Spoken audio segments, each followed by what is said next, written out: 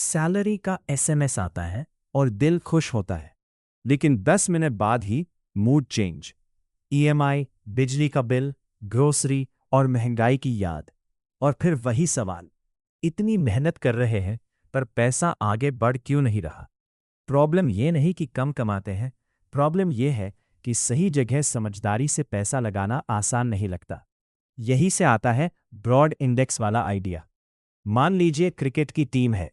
अगर आप सिर्फ कप्तान पर भरोसा करें तो रिस्क ज्यादा, लेकिन पूरी टीम पर भरोसा करें, बैट्समैन, बॉलर, ऑलराउंडर, तो गेम बैलेंस्ड रहता है।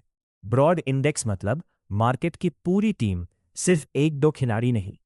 अब ईटीएफ को बहुत सीधा समझिए। ईटीएफ ऐसा है जैसे महीने का पूरा राशन पैक, चावल, दाल, तेल, सब कुछ एक साथ। आपको यह सोचने की जरूरत नहीं कि आज कौन सा शेयर अच्छा है।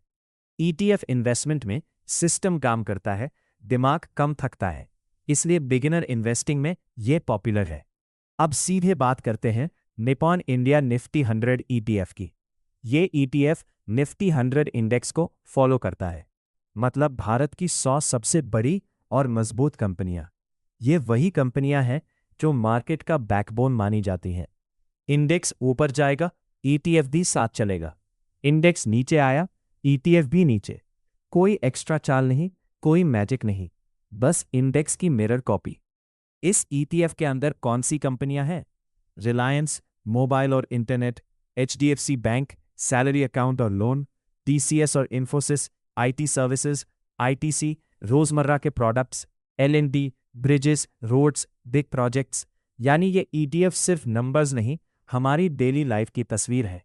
अब सवाल, निफ्टी 100 जैसा ब्रॉड इंडेक्स ईटीएफ इंपॉर्टेंट क्यों है? क्योंकि जब देश ग्रो करता है, इंफ्रास्ट्रक्चर बढ़ता है, टेक्नोलॉजी फैलती है, कंजम्पशन बढ़ता है, तो ये बड़ी कंपनियां सबसे पहले बेनिफिट लेती है। यहां स्टेबिलिटी का मतलब स्लो होना नहीं, मतलब झटकों को झेलने की ताकत। लेकिन सच साफ साफ समझ लीजिए, मार्केट कभी फेस्टिवल मंथ जैसा होता है, कभी नॉर्मल मंथ जैसा, कभी तेज मूवमेंट, कभी स्लो फेज। वॉलेटिलिटी नॉर्मल है। यहां डर या एक्साइटमेंट दोनों से दूर रहना ही समझदारी है। पास्ट परफॉर्मेंस को एजुकेशन की तरह देखना चाहिए, एक्सपेक्टेशन की तरह नहीं। इंडेक्स ने टाइम के साथ अप्स और डाउन्स दोनों देखे हैं। कोई गारंटी नहीं, कोई प्रॉमिस नहीं, और ऑनेस्टली इन्वेस्टिंग में यही ऑनेस्टी सबसे इंपॉर्टेंट है। यही वजह है कि बिगिनर्स को निप्पॉन इंडिया निफ्टी 100 ईटीएफ समझ में आता है। डाइवर्सिफिकेशन ऑटोमैटिक है, कॉस्ट रिलेटिवली लो रहती है, स्ट्रेस कम होता है और स्ट्रक्चर सिंपल रहता है। अब आपकी राय जानना जरूरी है। ईटीएफ और म्यूचुअल फंड में आपको कौन सा ज्यादा क्लियर लगता है?